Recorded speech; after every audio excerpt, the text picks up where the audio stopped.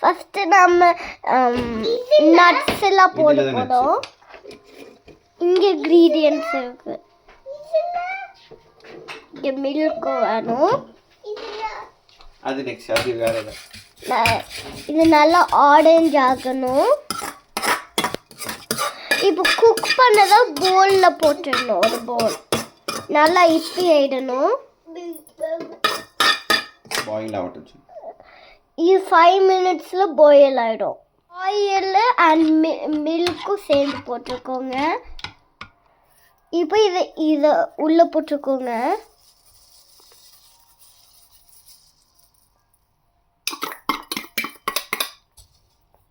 அப்புறம் நல்லா கிண்டிக்கோங்க.